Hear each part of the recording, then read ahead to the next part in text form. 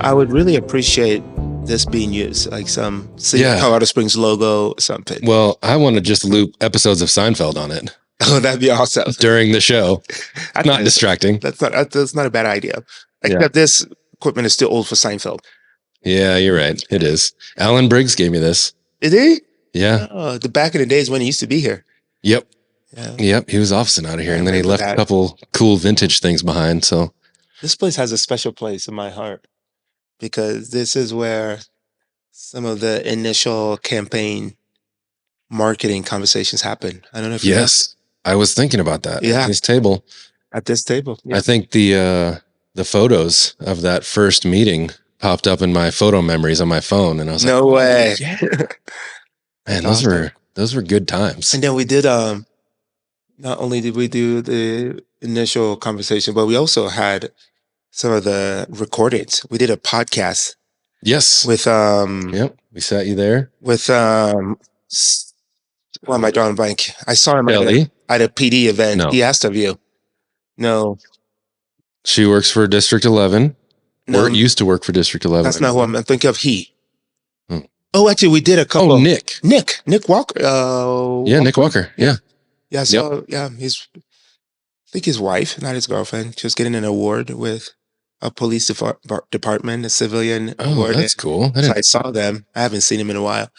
And then he said, "Do you still see Adam?" I said, "Yeah, every once in a while." Yeah. And he's a big golfer.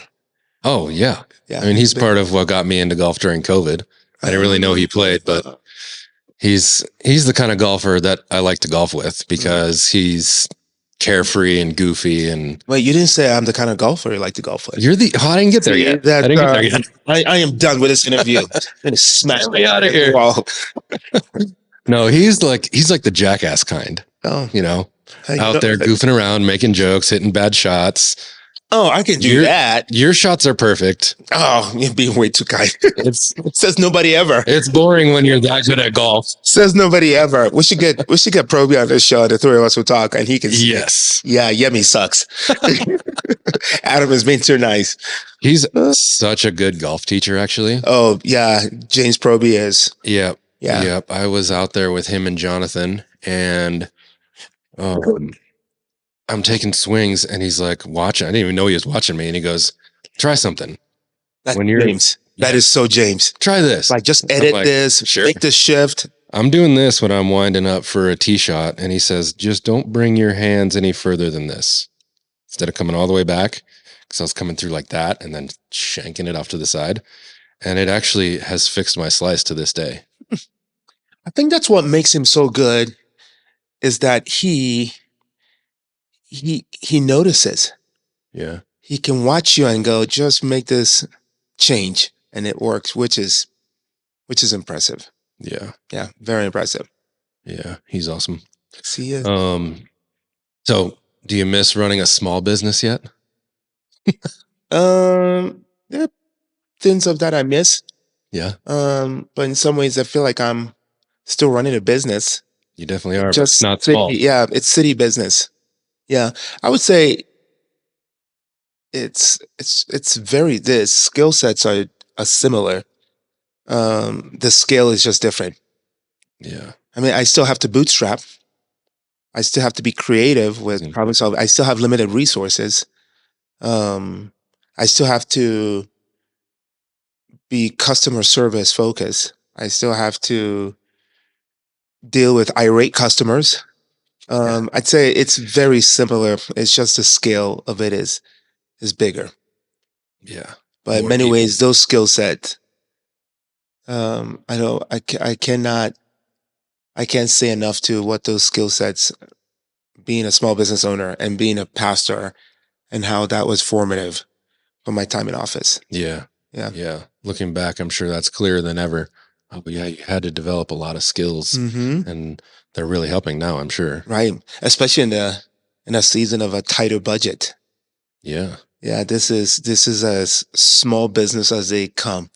Yeah. Kind of that bootstrapping, and how do you make a lot? How do you make magic out of little? That's where we're at right now. Yeah. Yeah.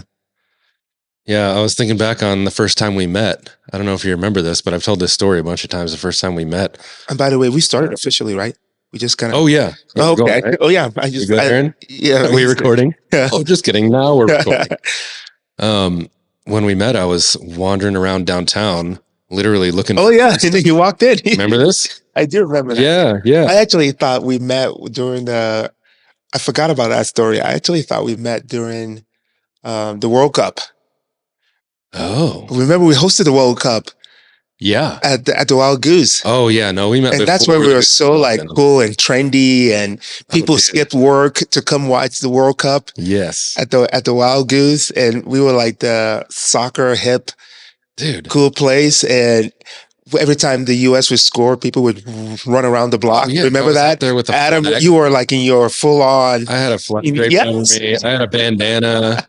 America. Yeah, I I remember was that. running around the streets. But Yeah, I forgot we actually met before the World Cup. Yeah. Yeah.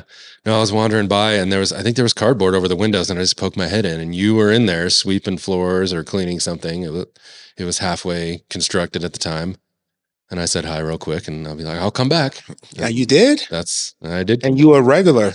And I have been doing Wolf and Key for about 10 years now. But before that, for a couple of years, I was a freelancer and I started in the Wild Goose sitting at the bar, only ordering chips because that's all I could afford.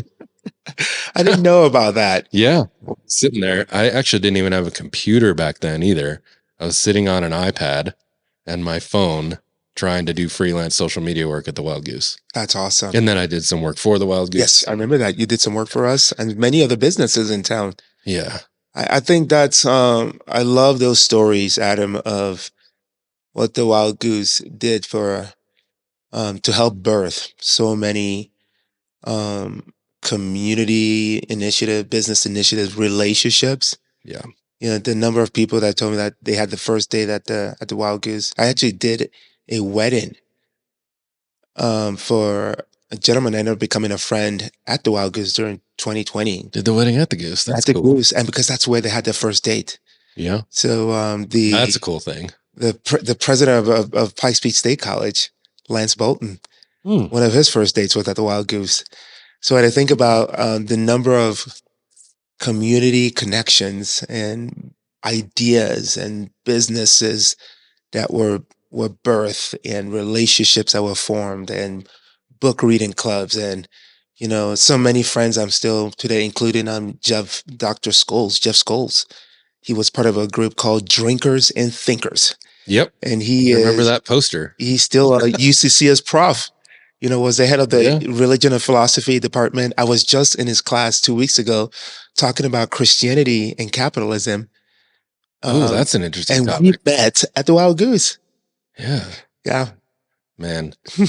I mean, that place was ahead of its time. I remember it was ahead of its time. In my opinion, at that time, there wasn't a lot of community spaces, and there definitely was none in Colorado Springs that I can think of or that I really wanted to hang out at before the Wild Goose came along. And I think that's the gift it was to the community. It was ahead of its time. Yeah. We hit that ceiling so fast. Yeah. We kind of had an idea of what we're trying to do. At the same time, we didn't. It was so successful. And that's how I really got into city business, into city flourishing. And because that opportunity opened the doors to so many people saying, help us. How did you do this? Mm-hmm. We didn't realize there's a market for community hangout places and teach us to do the same. And I started helping and supporting small businesses. And the rest is history. Yep. Sometimes I forget about that liaison job that you had with the city. Right. Before you got into politics. I did economic development at the Chamber and Economic Development Corporation. Yeah. And then I moved a block away to city government as a small business development administrator. Yeah. I did that for 3 years, then left for a year and a half, and then came back as a mayor. Yep. Small upgrade. Yeah. I mean, it is like we were talking about earlier. It is the work is similar. Just the scale is bigger. Yeah. Yeah. It just means a lot more sleepless nights. Yep. And instead of working 40 hours, it means you're working 80. That is really the biggest difference. I'm sure it's no time off, but even less time off. Yes. Yeah. Absolutely. So, what are you working on for like support for small businesses in the first term? Now you've announced your second term. I'm curious what you got done that you're excited about and what you want to do next? Yeah, I am being an economic developer, being a small business guy, and still, I call myself the small business mayor. So it's always on the forefront of my mind. And my poor economic development team, I feel like they have to deal with the pressure of a mayor that understands that world. Yeah. So I'm keeping close tabs on all the projects and things happening. The role I had at city government, I was the first person to have this role. I was the small business development administrator. Yeah. So after I became mayor, I made sure that I rehired for that role because it's important for me to have a person that is representing my office to the small business community. Chicana does a great job. We have completed over 500 small business walks. By the way, this is something I've been wanting to do even before my time in the city. I Mm. learned this in Economic Development 101 in that course. And I was at the time working to have my economic development certification, which is a big deal to get. It's one of the hardest tests to take. But Mm. there are 6 major courses you have to complete. I think I have 4 of the 6. Maybe someday I'll pick it up. But in economic development 101, one of the things they teach you, low hanging fruit opportunities, is business walks. And that's where leaders, primarily elected officials, literally walk the streets, and you'll stop in to meet with the owners. Mm. You are learning about what their business is, their history, their opportunities and challenges.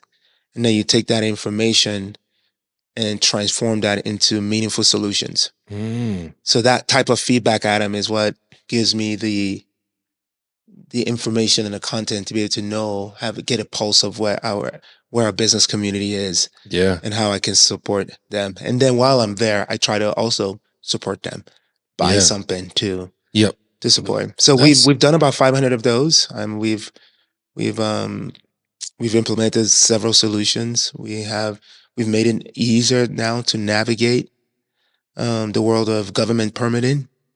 mm. One of the things I've consistently said no is a business license.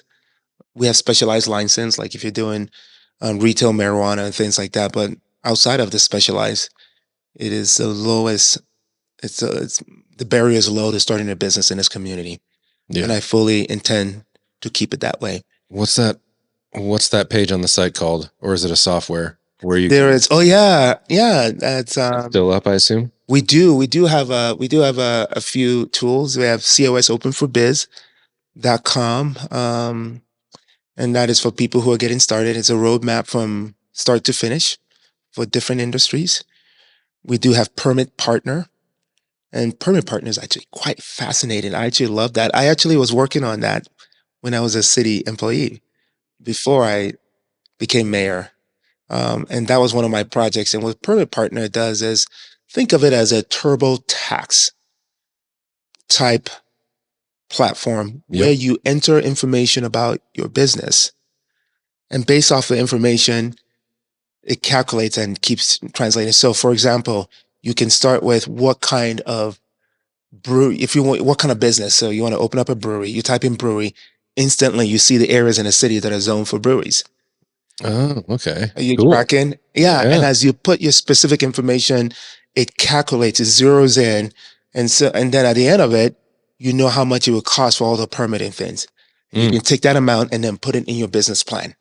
Got it. So this will give you like business permits and building permits and Yeah. like You all get the it. You get permits that an are required. understand what the process is going to take and who to. And by the way, it's not just understanding the process. There's direct contact, people you can Yeah. call right away.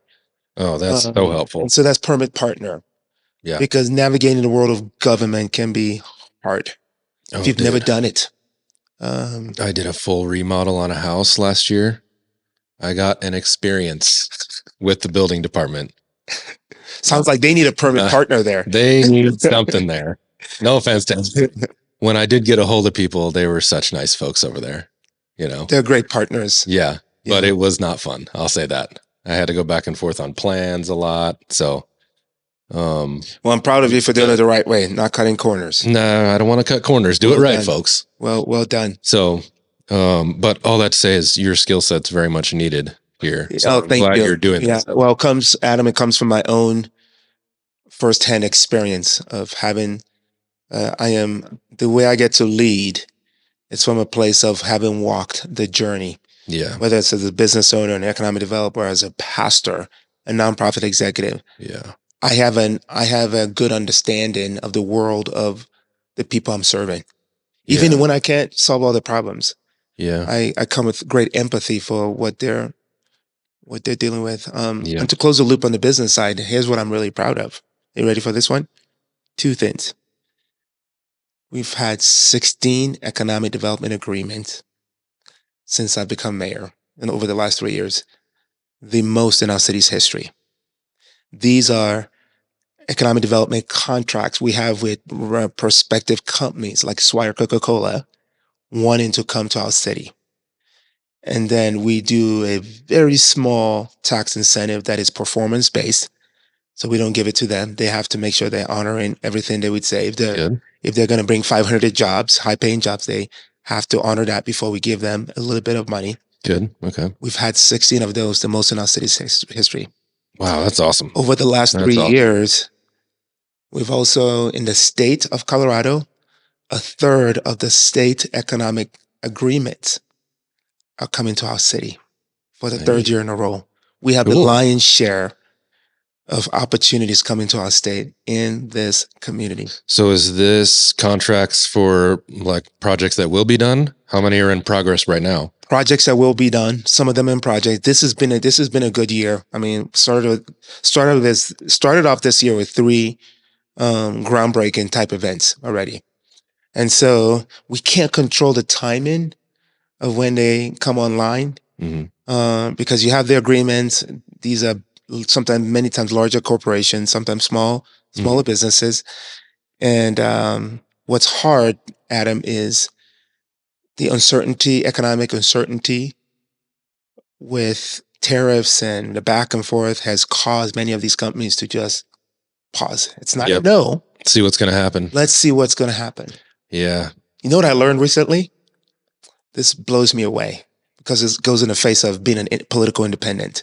Yeah. I learned from a national based economist recently that partisan gridlock is good for the business community. What? Thank you. That's exactly what I said. Who said that? But here's what she said. She said, think about it. When you have a balance of power and you have a party in the federal level and you have another party controlling Congress, it makes it harder for the uncertainty. So there's a little bit more gridlock. Things don't actually happen that fast. Yes. And what happens when there's a gridlock? Business investment, they look at it and go, oh, that's stable. We can begin to make decisions and we don't have to worry about at the federal level up and down, up and down. That blew me away. Boy, that's interesting. I don't know if I could see the connection. As an independent, I struggled with that too. Yeah. Yeah. Yeah. Well, man, that's another thing I wanted to bring up is the space that you're in, being an independent in American politics has got to be nuts. I mean, we are more polarized than ever, but I say that on the outside. Actually, what I think, and I don't think this gets talked about enough in any of our political circles, is most Americans, I think, fall pretty squarely in the middle, to be honest. Well said. Like I did a little research and I think it's 45% of Americans call themselves independent. Between 45 to 50. And I think that's low because there's not very many people that are on the far left or far right, to be honest. That's what I think. No, well said. It's kind of weird because those people are the loudest on Twitter. Right. And that's annoying. You said Twitter. Oh, how old are you? Come on. Jeez. I thought you were younger. I thought you ran a social media company. I expected you to say TikTok. Run by that guy. Everyone loves him. I can't remember his name. No. So, I mean. No, that's actually well said. The extremes are so loud, but I'm really interested. Like, what is it like being actually a person who is thinking through the issues? And I just had Thomas in here last night. Oh, on the show? Yeah. No way. Yep. You had Thomas before me. Yeah, I know. How dare Well, you? for some reason, he was easier to schedule than you. I'm done. This is over. I'm walking away. Yeah, he said he would come the next day. And you were like, give me a few weeks. No. For the listeners and people watching, Thomas is on my team. Yeah. He's a friend and one of my staff members. I'm just jealous that he beat me to it. Yeah. Such a good guy. I'm jealous of his level of wisdom. Yeah, And he the is way full of he wisdom. approaches the world. Like, since I met him, I was like, oh, you're operating at a different level. I love him. Why do you think I have him on my team? Exactly. Because you're smart. Bring good people around you.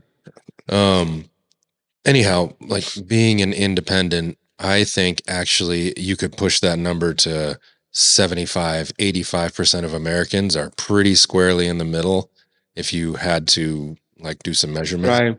I think we all live in the middle because we all understand that there's gray area. Here. Life. Gray areas everywhere in life, but it's especially gray in politics. So as much as they try to really make it look extreme on the internet, and they do everything they can to keep it extreme. Right. I think you're in a very interesting position. What other independents do you interact with locally or? Well, I'd say that city to your national? point, there's more of us than not. There's actually more independents locally and statewide and nationally. I think the number in El Paso County in the state of Colorado is very similar. It's 47%. We are the unaffiliated. We are the largest political party. Now, there's so much diversity to the independents.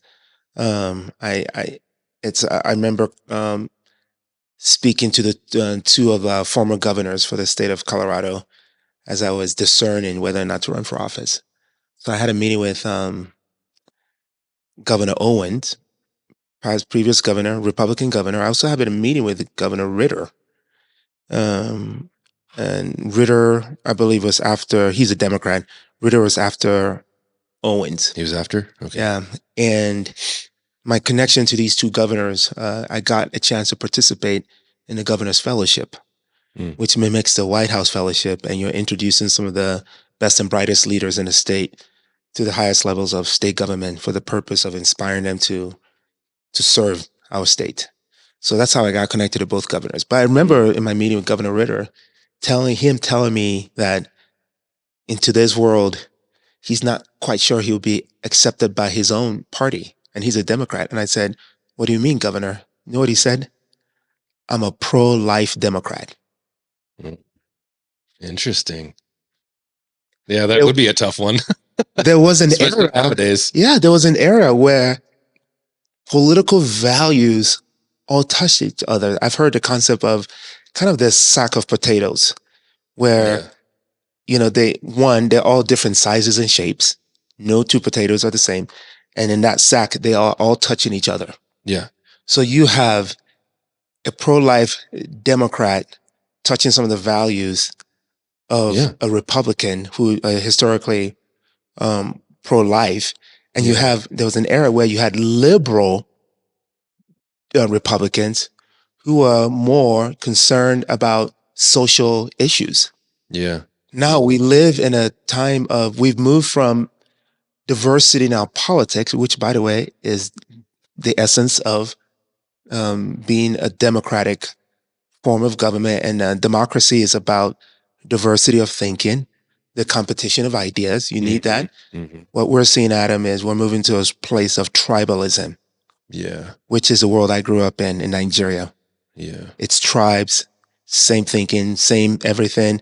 And your tribe has to dominate the other tribes. Yeah. That is the destruction. Yeah, we don't want that. Of democracy. That is the biggest threat to democracy right now. Do you think we're coming back from it? I kind of think we're starting to turn the other way. Do you think what you pointed out is what gives me hope. I think it's the silent majority. They're not loud. You don't hear them. I think we have the vocal minority on both extremes.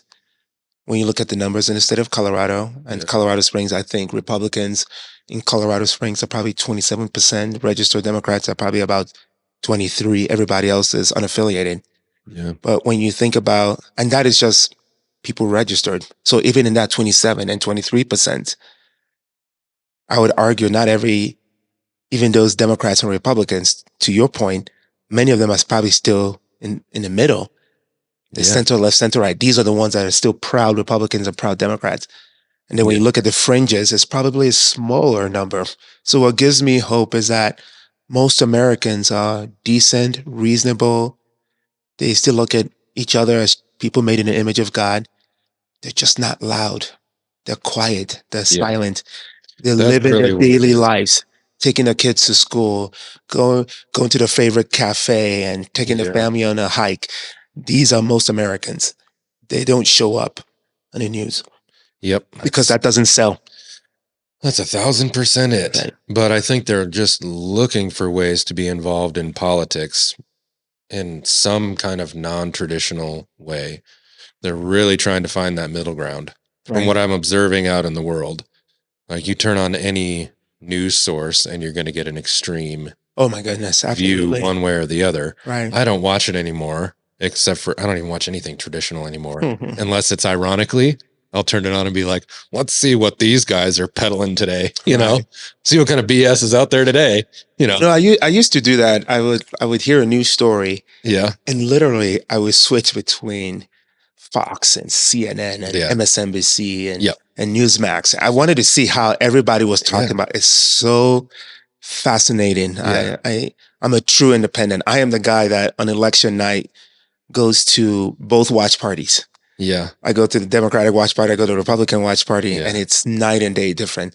So yeah, I like to know how people think and pursue their values. yeah, So it's so fascinating to switch between channels. yep, I don't do that as much, and it's tiring. Now I just watch News Nation, which is as yeah, independent and middle as they come. yeah, Yeah. yeah. And there's Sometimes they're equally critical about both. yeah, Both sides. yeah. Well, that's a really interesting dynamic in the modern day is the independent journalist who is willing to be honest. There's actually a lot of them out there that are not married to one political party. There's people that were actively campaigning for Donald Trump who are now like turning against him. Right. And they're not afraid to say it. Right. And that's actually what we need. Well, It's for people to be like, this I don't like at all. right. And they still say things that they like about a candidate, but they're not unwilling to address the problems. And then you have people on TV who are obviously peddling a narrative when they should be addressing like, we can like this and not like this. Two things are true at the same time. Here, You just here. can't find it. No, just can't find it on you are TV. speaking my language. Two things can be true at the same time. Yeah. I use a phrase that I learned in seminary. It's called tertium quid. Mm. It's Latin for a third way. It means a sense of belonging to two opposing identities, but also a disconnect from two opposing identities. The answer is in a third way. It's called a tertium quid. I think I want to write a book and call it a tertium quid. Yeah, that's great. But I would argue what you just described, Adam, is the essence of Colorado Springs. Hang with me. Think about it. You can see our voters, how much we swing. And that gives me hope of the type of thoughtful voters we have. Yeah. I'm not making any statement in support of a party or candidate, but when you see in 2016, the number of people that voted for President Trump was high.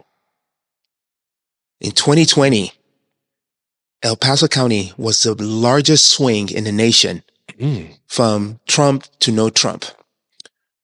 I don't know if you even know this. Yeah. I didn't know that. What happened in 24? In 24, it swung back. Yeah. Not as high as 2016, but you look at the way our residents vote and you can see people are trying to get it right. Yeah. Think about some of the people that supported my campaign and voted for me, and voted for Trump. Yeah. Think about how, no. Yeah. We are independently minded voters for the most part, even though that's not the story. And here's why. I don't know if people know this. I say what transcends red and blue in this community is the fact that we're libertarians. The Libertarian Party was incorporated in Colorado Springs. Fun fact. Whoa, what? Yes. I didn't Fun know fact. that. Libertarian Party was incorporated in this city. Think about the number of times you hear from friends that you and I have, whether the Democrats or Republicans, and we say, I'm fiscally conservative, socially liberal. I've heard that a million times. Exactly. I've heard that from my conservative friends. I've heard that from my liberal friends. Yeah. Yeah. That is the essence of the libertarian movement. It's yeah. why in our community was also an anti-tax community. It's why Tabor was birthed out of Colorado Springs. Yeah. Like Tabor that we have statewide was birthed from this city to say, we want to limit government spending. We want to hold government accountable. And by the way, if you're going to increase our taxes, do not do that without our permission. Yeah. That is the libertarian spirit. Yep. And I think that transcends red or blue in this community. Yeah. And you can see how that even affects how people vote. Yeah. Which candidates they vote for. Yeah. Yeah. I didn't know that. That's really interesting. Makes a lot of sense. And again, it taps into that middle ground where I think most people exist. Most Americans live. Yeah. Yeah. So do you have to deal with like federal issues? How much does stuff happening at the federal level affect your job where you're having to tell people, no, I don't have any control over that. Please don't ask me. All the time. Last night. Yeah. Last night. And you and I have talked about that as friends. Yeah. Well, last night was a perfect example. I was at the Police Operations Center between 5:30 and 7:30 with my police chief and some of his command staff. Mm-hmm. And we hosted a group of faith leaders. Oh, yeah. Thomas mentioned that. On the topic of ICE and immigration. Fascinating. I mean, we had to, we talked about the intersection of all three laws, the feds, supremacy, yeah, the state, and local. Yeah. The state does not allow my officers to get involved. The state laws do not allow my officers to get involved. You can't impede or assist. Is that the right word? Yes. Yeah. And that is the tension of, and there's a lot of fear from our faith partners. And this is, by the way, another area where we talk about being fiscally conservative. Here's another area. Colorado Springs consistently ranks in the top 10 most caring cities in the nation. Last year we were ranked number 7. We were ranked 5th for the most vulnerable. When it comes to issues around migrants, I have heard from the very liberal faith leaders, and I've also heard from very conservative faith leaders who are saying we are worried about how the feds are going to handle migrants. Yeah. So many of them were in the room last night asking questions about, are you assisting? What is, can you do something? Can you help? If the ICE officers are here, can you stop them? And we're going, no, that is federal. We have, Mayor, what can you do in immigration? If you want to cause a whole bunch of trouble and end up on the news. I have no purview over immigration. Yeah. I've had to say that several times. So that's one example of how that shows up. Yeah, that's another thing I wanted to ask you about is you are an immigrant. I'm curious your opinion on that because you're a proud immigrant and you're living the American dream. Right. And this is not a version of immigrants that you hear on the news. Right. Right. Right. But I'm curious your opinion on how, now I'm asking you things that are not in your purview. But it's part of my story. But it is part of your story. And that's what makes me complicated for many residents. Yeah. Around this issue. They say, why is this immigrant mayor not doing anything? Yeah. I get criticized for that all the time. Yeah. Right. So, I mean, you're living the American dream now. And you came here at what age? 17. Yeah. And I'm 23. Yeah. Just recently. I thought you're only 20. Cool. I'm young. Yeah. So what's your take on it? You got experience. Yeah, two things can be true at the same time. Yes, thank you. Yeah. We've seen that great example with so many leaders and past presidents. President Reagan is one of my favorite examples of this. Obama is another great example of this. I mean, Obama is credited as deporting more illegal immigrants than many presidents Did have. you know he's deported the most? More than Donald Trump? I That think that's still the I think number. that's still, yeah, Look I've it heard up, that. guys. Yeah. But it is, and at the same time, it's the same president that was trying the whole DACA, you know, children who find themselves in the U.S. and whether it's family and they were without status, Yeah. and they're Yeah. American citizens for all we know, Yeah. without the right legal document. How can we help them? Mhm. So you can see, and Reagan, very similar, great president, great policies, advanced this nation, kept us safe. And you know, one of his last speeches, which I love, one of his last speeches to this nation was to talk about the role immigrants play in Mm. making America one of the greatest nations in the world. When we talk about make America great again, which he's originator of that. Did he say that? Yeah, that's where that was birthed from. Whoa, I didn't know Yeah, that. President Trump resurrected that. Oh, I didn't know that. I'm And learning stuff today. I know, you're welcome. Thanks. And when you see Ray, and this is me paraphrasing, in this one of his last speeches, he said, um, if you go to Germany, if you go to Germany, you cannot be a German. If you go to Japan, you can't be a Japanese. The only country in the world that welcomes people from all over to form this great experiment we call America is America. Yeah. Yep. Think about how precious and special this nation is. Yeah. Where else in the world can you walk on Main Street and you go Indian restaurant, Chinese restaurant, Mediterranean, Yeah. the heart of Jerusalem? I mean, only America looks like this. Yeah. The world I came from, all you saw was Nigerian restaurants. Yeah. Think about the richness.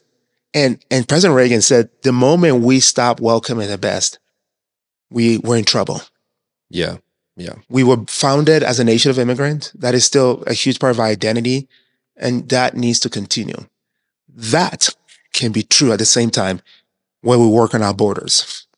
Yeah. To keep our nation safe, to have rules around how people come in here, and to keep the bad people away from our country. This is life. Two things can be true at the same time. Yeah. And the problem of politics is that says they don't want you to think that. Yeah. Two extremes. That's the problem of politics. Politics is all about two extremes. And leaders like you and I go, whoa, what makes the most sense here? Yeah. Yeah. It's like, it's either we don't allow anybody in or no one's illegal on stolen land. And you can't have anything in the middle. I'm like, none of that makes sense. None of that makes sense. Neither one makes sense. Life is gray. Yeah. In the gray. Our diversity is a strong suit of America. It's a major strength. Think about our Olympic athletes. Yeah. And you hear the stories, and it's like, you hear that a good portion of them actually came here. They change identities. It's why America dominates. Yeah. You have American marathon runners that look Ethiopian. Yeah. It's like, I'm pretty sure they migrated here, changed identity, and we bring some of the best. And that is a narrative. It's so sad that we're losing. I often remind people that the first lady, who's the first lady? Melania. Yeah. We came into the country the same year. No kidding. No kidding. Wow. We're both immigrants, came in 1996. Has she called you? Yemi. We have to celebrate the fact that let's celebrate. We have a first lady in the White House, the first immigrant first lady. Yeah. That's a big deal. Yeah, that's a cool thing. Yeah. That's a really cool thing. Yeah, both of our American stories started in 1996. So, 96, you're 17 years old, and you've said before that you had... I'm 23, so I know the math doesn't make any sense. So you were negative 7 years old at this time. You've said before that you were going through like you were having some mental distress. You were in a bad place mentally, but I don't think we've ever really talked about... Oh, you talked maybe my health? I had some significant health challenges last year. Yeah. No, I mean when you came to America. Oh, yeah. I was a young lost kid who at the time didn't have a good relationship with his father. I grew up in many ways, I felt like I was a misfit in my Yeah. own household, in my own culture. And I was a kid that always pushed boundaries, got in trouble. So I was I never did lost. any of that. Yeah, what I didn't people look at me and go, you have community around you. I didn't have any friends. So America has been good to me. This country has given me so much. It's given me community, it's given me opportunity. My family, my wife is American. This country, and these are the things that inspired me to run for office. Did you come here with your parents? No, I came. My brother was here before me. He was a college student. Wow. Then I came in the next year, and then my two youngest sisters came in. So we've all had the opportunity to find education and to learn and get good degrees. But even more so, we've had the opportunity, Adam, the blessing of being able to stay. I Yeah. wanted to stay. I wanted to make a difference in this world. I don't know if I was coming into the country today, I don't think I would have had the opportunity. Yeah. Yeah, there's a lot of misinformation around there around immigration, around H-1B visas, which I was on, Hmm. and Hmm. beyond. It's just so much misinformation out there. And it's hard to read and witness or hear these narratives. Yeah. Mm. Mm. Are there bad people that are migrants? Absolutely. Are Yeah. there bad people that are immigrants? Absolutely. Yeah. Are there bad people that are naturalized citizen? Absolutely. Everywhere. How Are about there everywhere? bad people who are born citizens? Absolutely. As Yeah. mayor of this great city, I have more challenges with criminal behaviors from people who are born citizens I bet. than I do immigrants. Yeah. That's what I deal with every That's what day. it is. It is what it is. It's not even a political statement. It's just I deal more with more criminal behavior from Americans than I do Yeah. from immigrants and migrants. Mm. Was there a person or an event when you were younger, when you came to America, that kind of set you towards this mindset of making a difference and maybe starting a How do you business know that? someday? Did I tell you that? No, actually, I don't know. Oh. At least I can't remember right now. Well, I'm seeing that you know parts of my story, so I was in my mind. I'm going. Is Adam telling a story here? Yeah. But No, I don't. I mean, some of this I remember, but it's been years since we talked about that far back. So, well, it's yeah, I would say Yemi today is a product of the blessing and investment of so many people who saw something in me before I saw it in myself. Adam, I remember I've told this story, and man, it makes me emotional. I haven't even started telling. I can already feel the emotions. I just remember feeling invisible, and you know that scene in movies. Actually, I shared this story at the Harvard Bloomberg cohort. You know, I got a chance to participate in this year-long cohort through Harvard and Bloomberg, and they choose 40 mayors every year. 25 of us from the U.S., 15 from around the world, and they put us in this year-long cool. cohort, and they pay for all of it. It's of no cost to the city, and what comes with that being a part of that program is so many benefits, including they send fellows to help us solve city problems. My cohort actually is in Madrid right now. They're all in Madrid. I didn't go because I'm too much of a workaholic. So they're all in Madrid right now learning. But in that cohort, they taught us this thing about the story of self, story of us, story of now. And a lot of that is embedded in my speeches. So Yeah. how does your story impacts the us story and then impacts the urgency of the moment? Mm. I'm so glad it gave me that framework. Yeah. But one of the ways we practiced doing that was telling us a story of it forced me to go back to how Yemi today, becoming mayor, was formed in that first year, almost 30 years ago, my time in the US. Yeah. And I That had to remember be a tough sharing year. that movie scene. I remember giving them that movie. Remember that in movies, sometimes there's that scene where it feels like world is moving around the main character fast. Yeah. Yeah. Oh, yeah. And they're just They're there. standing there, They're standing in the there. middle of a crosswalk. Yeah. That felt like me. Yeah. I would never forget it was 1996, fall of 1996. This August 11 would be my 30 years since I came into the country, 30th anniversary. Yeah. Let's I do a just party. remember, I know we do. It's a big deal. Life was moving around me so fast, so fast. And a senior, I was a freshman, a senior by the name of Brandy Miller. Brandy Miller, we're still friends till today. She's that Miller is a maiden name. Kingston is her married name. And she holds such a place, special place in my heart. And her family knows that. They're still in Indiana. If they need anything, I would drop everything today and go help that family. Yeah. Brandy was the first person at a time where seniors are very much checked out. They're about to move to the next thing. She was so plugged in the campus, and she was full of life. She was, I think, an RA, a leader, people who knew she was. And I was a freshman, just uncertain, unsure about myself. Mm. And Brandy stopped me, asked me where I was from, took such interest in my story.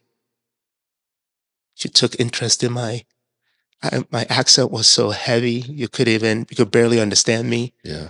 And she wanted to learn how to say my name and how to say it in the right way. I will never forget that moment. I still remember it like it was yesterday because it took this lost, shy, angry kid, and I felt life.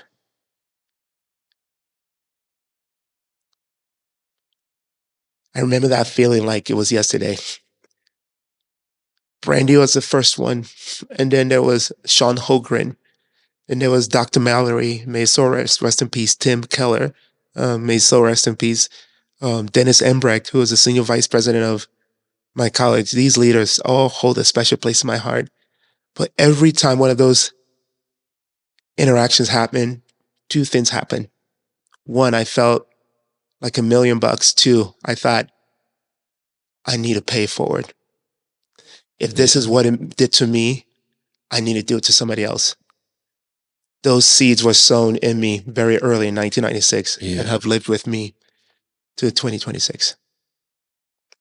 The mindset to pay it forward when someone goes out of their way to bless you is one of my favorite things. I'm to a detriment. I'm always trying to give away the blessings that I've received from other people.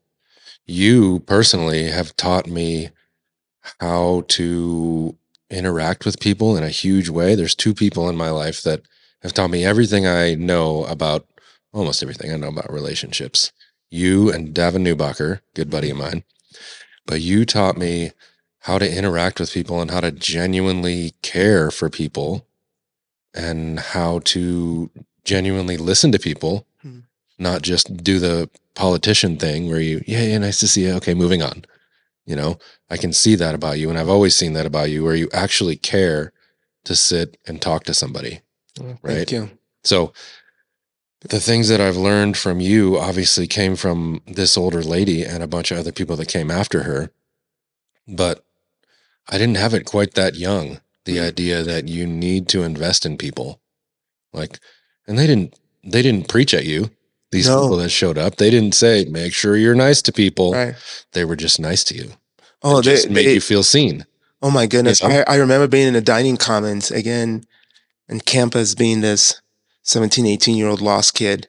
And Sean Holgren was an RD. Yeah. He's now the senior vice president of the college. At the time, he was a staff member. And he was such a really cool guy. Everybody loved Sean.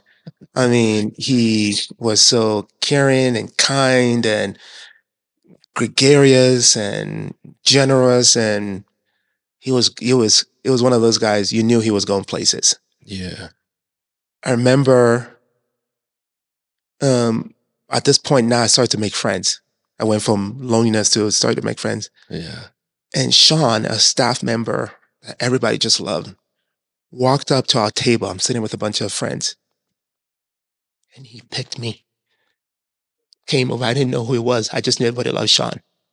And just did one of this and hugged me from the back. Yeah.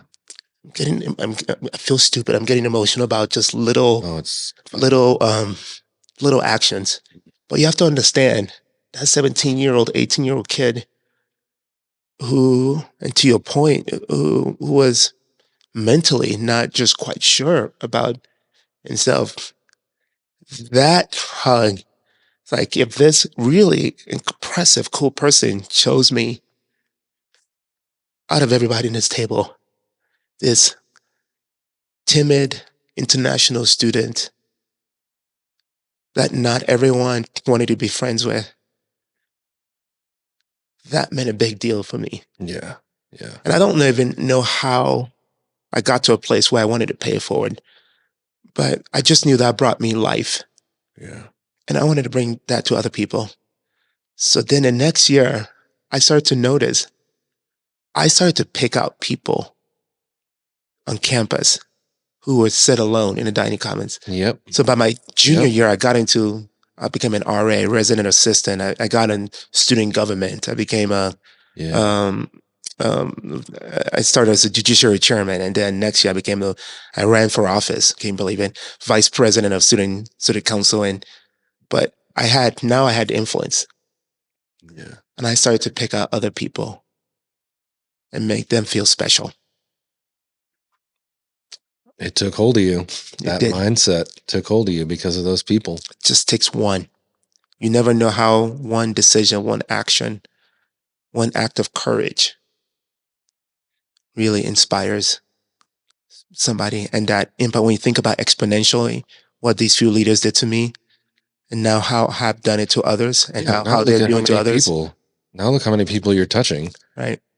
And I'm trying to do the same thing. I'm trying to be like Exactly. you in a lot of ways. That's why we're doing this show right now. No, It's because you're way better than me. no, You do a great job, by the way, Adam. thank you. I You do. appreciate it. But the concept is so simple because of things that I learned from people like you. Mm. People of Colorado Springs is just talking to people. Let's highlight people, find out what they're about, find out who taught them everything they know, Right. and pass it on. You know, that's what it's all about. That's how great things actually happen in the world. And you're a great example of that. And that's how we transform the world, Adam, to your point. Policies are important, don't get me wrong. The work of policies and politics and politicians, their work is important because it's in the arena of values that shape our economy, that shape our society. Yeah. But even more, just being a good neighbor is probably the best gift we can give the world. Yeah. Just being a good human, seeing other people, acting on that sight, being a blessing to other people. We truly can transform our city. Yeah. Through one act of kindness at a time. Couldn't agree more. I couldn't agree more. So we got two questions we always ask every guest on this show. Okay. Which after you make them tear up, you ask these questions. You what? I say after you make them tear up. Yeah, yeah. Cry, and everyone has to cry. It's then an requirement. Then you ask these questions. Yeah. Usually takes a couple hours to get people to cry.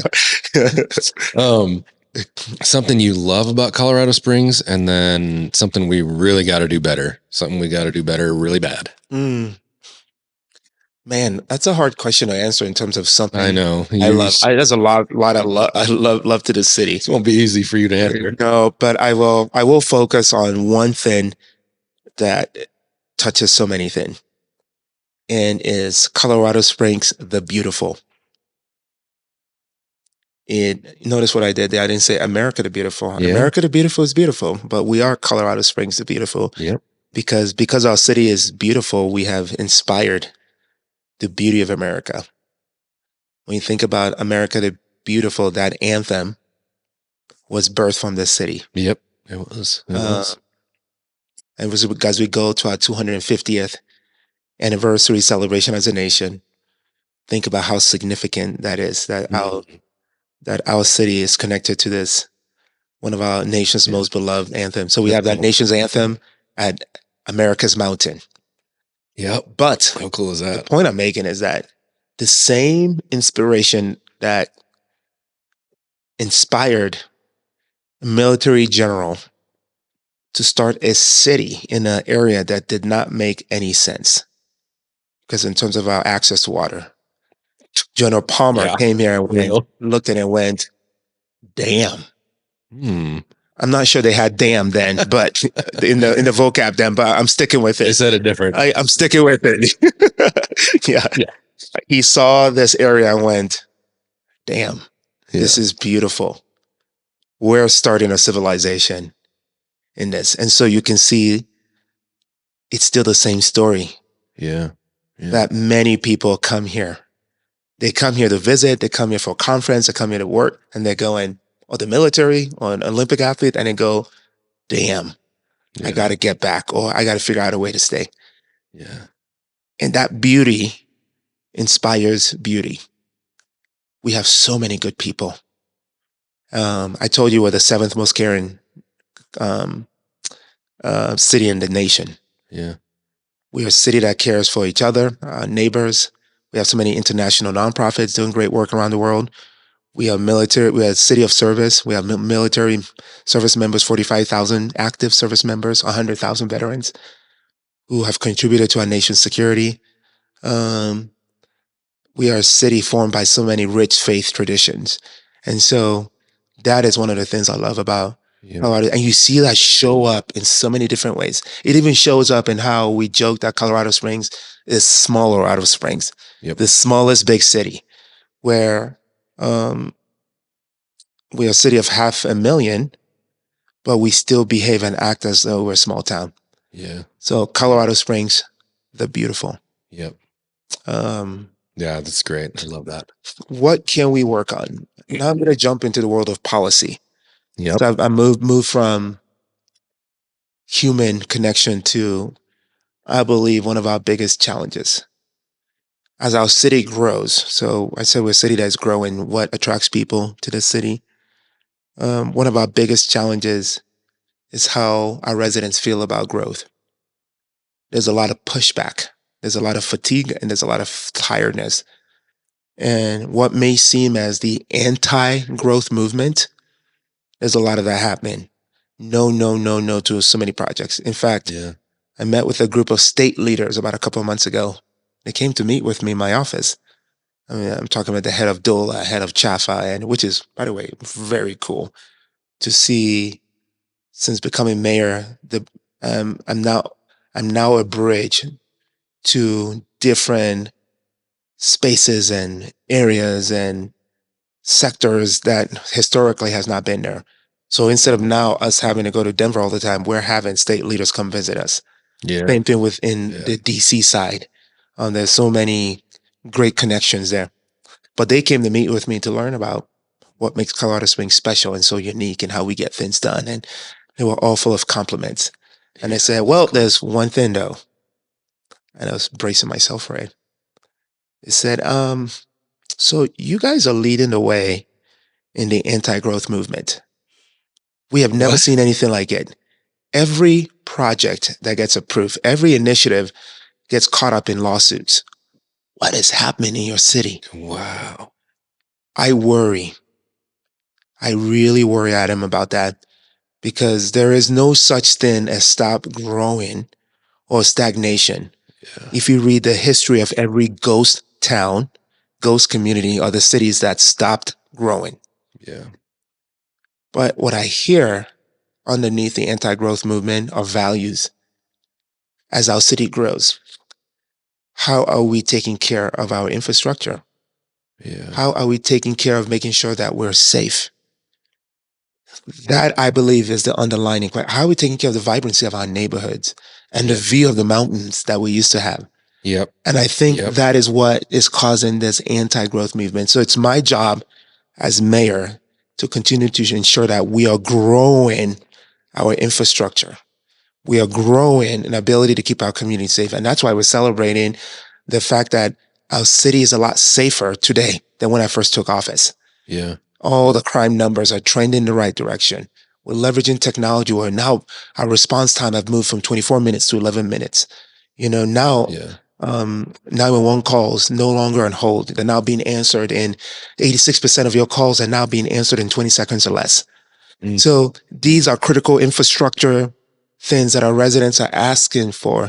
They're not sexy. But they're fundamental. They're not glamorous, but they're essential to a growing and thriving city. Yep. When you and I met, we started this conversation with how we met at the Wild Goose. There was a hunger for growth. We couldn't add enough things in this community. It was palpable. Oh my People were goodness. It just was like more, begging more, more, for more, it. more, not enough. Yeah. Now people are going, whoa, slow down. Yeah. Are you taking care of our city? Yeah. And that is the message I'm sending to our residents. This mayor really understands the fundamentals of his job and Yeah. what I was elected to do. And I want to ensure that we are growing our quality of life by growing our infrastructure, growing our safety. And that is where my head is. That's where my priority is. Yeah. Well said. How are we doing on affordability? I think I'm thinking mainly of housing, Right. but as we grow, That's another infrastructure. that's part of But infrastructure, right? that's the two sides of that coin. And I know as someone who has remodeled, as someone who is, thank you for the role that you're playing to in affordability. And I know that just because we're friends, you in your other life, in your side, you are flipping homes to make sure that people can rent those homes, and we need those. But that's a great one around these two sides. When it comes to affordability, and we have all these projects, we have residents that are saying no. They're pushing back on it, or they're suing the projects, suing the New cities. developments. Oh yeah, it's Yeah. happening every day, and I don't Yeah. think people understand what they're doing. Yeah, I didn't know that at all. Yeah, I don't know what's going on with that. that is happening. Interesting. Just about, and that's why the state gave us that feedback. All your affordable housing projects, everything is just getting locked up in lawsuit. Ugh. People are And saying the no. affordable, well, I guess what counts as affordable housing, And that's it. And I actually hate that word affordable housing, right? because I think what our residents here, lower income, ghetto, Section 8, Right. that is not what these homes are, Adam. Yeah. As mayor, I get to do celebrate ribbon cuttings for many of these projects. And I see that, I go, I want to live here. This is so cool. I mean, these are beautiful homes. We were talking about affordability and the missing middle income category. We're talking people that make it 70, 80 grand Yeah. for some of these homes. Yeah. Huh. These are not. And so, but I think the word affordability sends the wrong message. Yeah. And I think people hear affordability and Got a stigma. it's got a stigma. But that's how much the affordability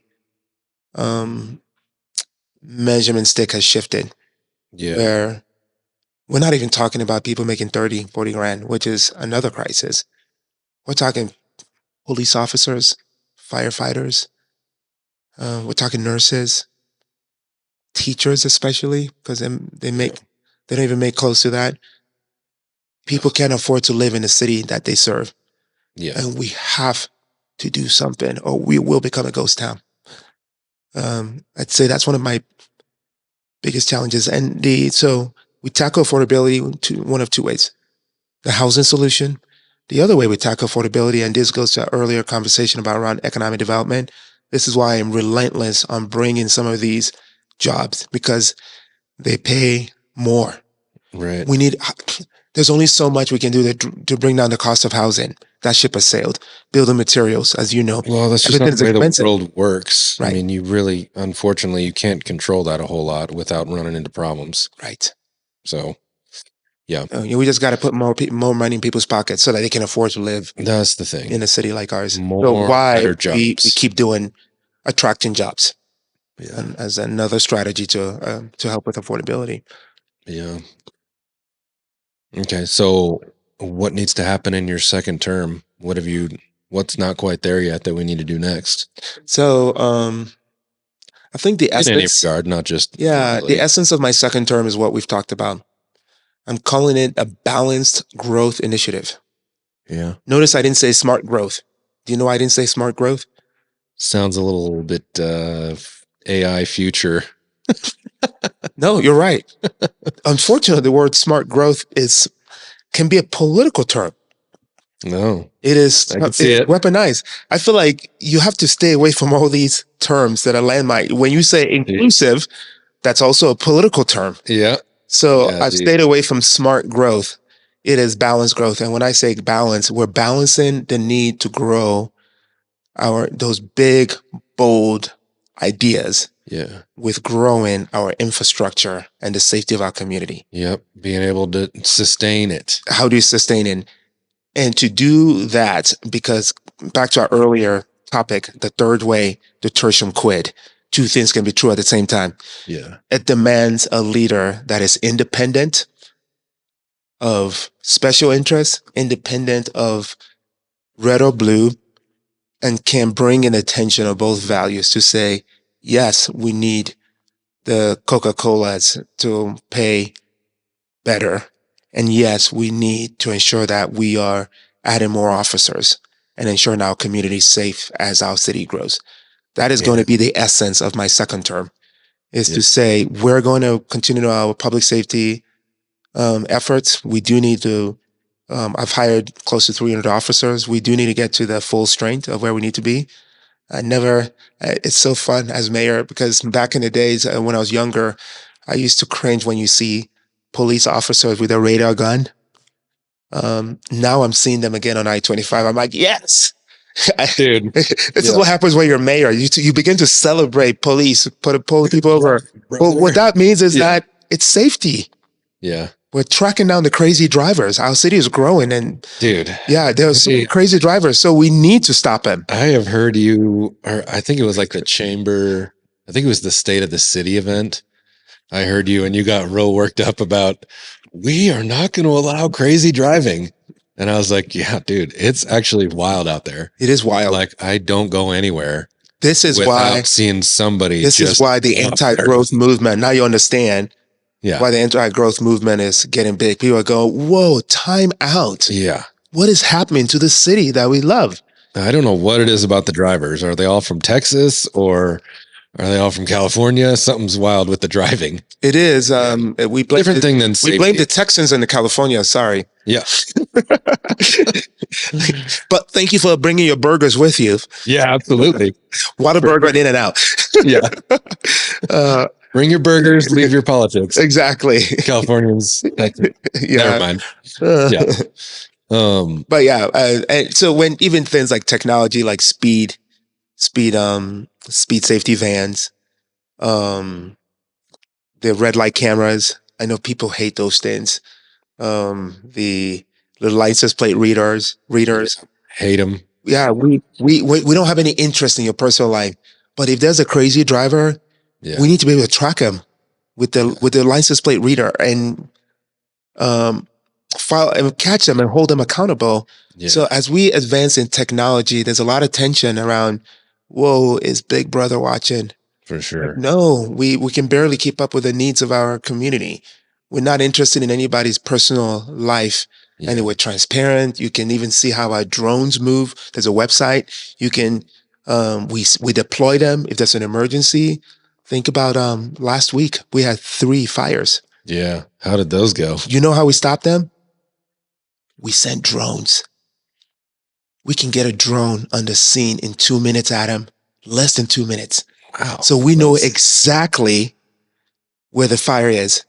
And as we deploy police officers and firefighters, we are communicating with them in real time to know exactly where the fire is. So usually you'd have to say, there's a fire over on, and the person's like, I don't know exactly where I am. Think about it. Yeah. We have to navigate, and now we know exactly we can get help fast. Yeah. And the firefighters got there. Guess what they did?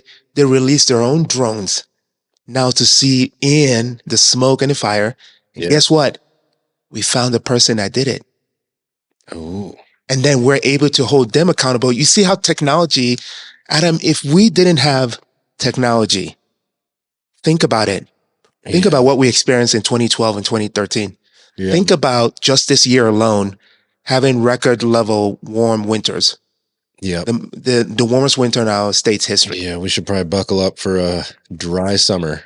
But think about exactly what I'm just saying. Yeah. The number of fires we have put out this year because of technology. If we didn't have that, we would have already been in the middle of the next Wild Oak Canyon and Black Forest fire. Yeah. Yeah. So that's the tough thing. Back to your question, you will expect to see more use of technology, expect to see us hire more people, expect to see us more upstream solution, working with the men of influences of our community who are working with young people to prevent crime and Yeah. stop gang violence expect to see us elevate the fundamentals of local government to deal with a growing city while at the same time more jobs, more economic opportunity, more cool quality of life opportunity. That is what my second term is going to be about. Makes a lot of sense. Let's do it. And the Yeah. best part of my job, it's really not that hard in terms of when people say, "What's your vision?" I think Yeah. sometimes people expect me to have this grand, fancy vision. I'm like, my vision is really what the residents have told me what they want.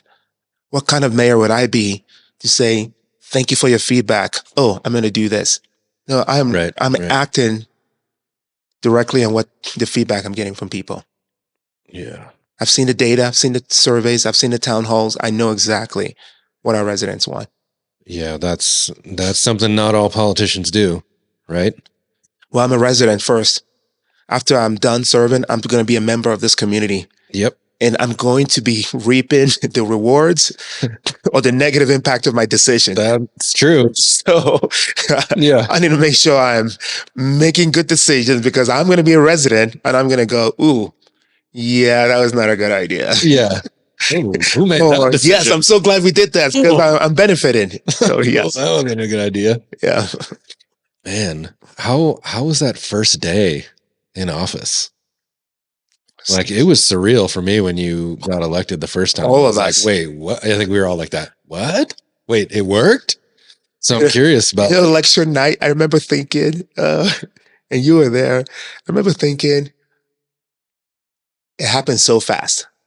yeah. May Yeah. May 16 happened so fast, and my phone was blowing up.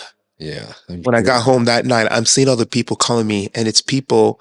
Some of these leaders I couldn't even get a hold of as a candidate. Now they're the ones reaching out to me. Of course. And I remember at the watch party thinking, "Oh yeah, I have a job to do." Yeah. Oh, wait a second. Getting elected was not the finish. That was the beginning. Yeah. And thinking, Now we got to do. yeah, it was. I felt like I was in a twilight zone. Yeah. I moved around the community like, what is happening? Yeah. What did I sign up for? What am I doing? Everything just felt like this weird movie and this movie reel playing out and out of body experience, me just watching myself live this reality of, oh, I am mayor. What does that mean? Everything was so new and fresh but my life changed just like that. Yeah. Did you just walk in that first day and immediately people are throwing papers at you and like, fix this? Here's what we're doing here. Here's the problem. Here's the good thing. Well, the nice thing is I think I had a 6 month of honeymoon. Oh yeah. Yes, I got sworn in June 6th. And I remember end of December that year telling my chief of staff, I feel a different tide coming. And I said, I think the honeymoon season is over. And sure enough, January 2024, shit hits the fan. Yeah. But the nice thing about this is the real job now. The nice thing about the honeymoon season was a lot of it. I'm so glad this community gave me 6 months because I was able to go to every district to do town halls, get feedback from people. I was able to, meet with my team. Think about it. I was a city staffer. So I'm coming back now as mayor. I left for a year and a half, coming back, and these are my colleagues. As I made my rounds from department to division and department, and they were holding signs, welcome back. Yeah. It was really cool. But hearing from them, what do you need? Hearing from our police officers or firefighters. So it gave me enough time for me to form what I was going to be about. In fact, Adam, this was a really cool, weird God story. You know, the state of the city was set before I became mayor. Yeah. Because you have to book the venue. It's typically the Broadmoor. And so September, whatever that day was. Yeah. So John Sutters left office in June. I started June 6th. The state of the city I inherited, guess what day that was? My 100th day. Oh. I kid you not. I forgot about that. It couldn't have been planned. So, you're given a state of the city you haven't really gotten anything done. You just started. I started in June. State of the cities mid-September. Yeah. My 100th day in office fell on the state of the city. So I gave a report out to the community. Here's what I've heard you say, and here's what we're going to do. Yep. And that's what we started to do. Yep. Yeah. Has anything changed that you didn't expect? Well, what was unexpected? Like once you took office and you were in there for a while, was there anything that was like, oh, I didn't know this dynamic would be this way, in a good or a bad way? Good way, I'd say. I didn't realize how much having this bully pulpit and this identity would add so much to inspiring people and giving people hope. Adam, you and I have been friends. I'm just Yemi. I'm still Yemi to you. Yeah. I'm still Yemi to a lot of people. At home, I'm just husband and dad. Yeah. Though my daughter knows how to leverage calling me mayor to get my attention. She goes from dad, dad, dad to mayor, mayor. That's a whole funny different story. That's fantastic. Yeah, but this mayor identity, I didn't realize that I have an identity that just adds so much value to people's life. You show up to their event, you show up to their home, and I am still Yummy, but they look at you as mayor, and it's such a big deal. Yeah. And this happened earlier today. Ran into a guy and he said, my mom is a big fan. Yeah. She would kill me if I don't take a picture with you. And then I say, even better, turn on your video. And I record a message for his mom. That's great. Yeah. And he's almost in tears. Yeah. I've been given an identity and a tool to bring so much hope and blessing and life to people's. I walk into schools and those kids treat me like I'm Superman, like a superhero. They get so excited. That has been one of the best parts of it. Yeah. I'm glad you've got this platform to do that because I've always known you as that person. And I think it's your superpower. Mm. You know, sometimes people say, what's my superpower? Or what's so-and-so's superpower? I think that's your thing, is like making people feel seen and spreading the positivity that people gave you at a young age. Like I said before, Good. I think that's your thing. So no better person for the role that you're in. Thank you. I'd say what's harder to the other side of the question is politics. I have a front row seat into the world of politics, and Dude, in many ways, it's I'm a gotta be politician. dirty. I hate it. Yeah. I hate it with a passion because politics is about, I want to say my yes is my yes, my no is my no. That's not politics. Politics is all about Not the an case. angle, a deal, a means to an end. Yeah. And that is just not who I am. And that's painful for me. I don't like that side of it. Yeah. Yeah. And the criticism, especially the biggest criticism I've learned too, and maybe this helps for me not to take it personal. It's really from people that don't know me. The biggest criticism are just like, I don't even know who these people, but they talk as though they know me. Man. Yeah. Yeah. Yeah. Yeah. That's always who it is. Yeah. You know, that's why I like sitting down and talking with you right now and having more people get to know you as a person. Oh, thank you. Get to know your background and your story and how you got here. Right. Because people don't criticize someone when they know them. I was talking about this with Thomas. That's good. You're saying humanize people. Yeah. Yeah. We were talking about this with Thomas yesterday. It's hard to hate people close up. It's hard to hate people right across the table. Right.